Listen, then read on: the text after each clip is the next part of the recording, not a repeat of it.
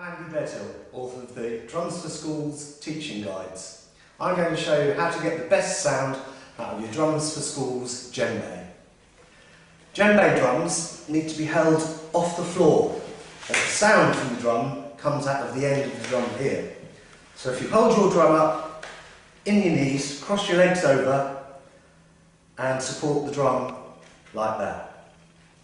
Once the drum is supported in your knees, you need to strike the drum using just the top part of your fingers along the drum head with your right hand at 4 o'clock and your left hand at 7 o'clock.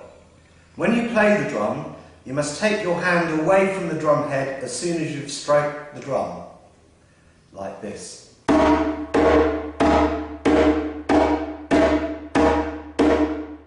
If you tell your pupils that the drum head is really hot and that they don't want to leave their hand on the drum for any longer than necessary, they'll have the right action for getting the best sound from the drum.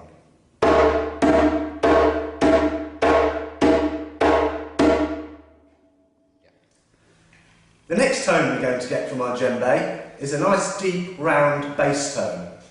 This is produced by striking the drum in the middle of the drum head using the whole of your hand in a slightly cupped fashion. It's often best to teach young people to play the drum pretending that they're bouncing a basketball, as that's exactly the same action that they need to do to produce a nice deep bass sound, like this.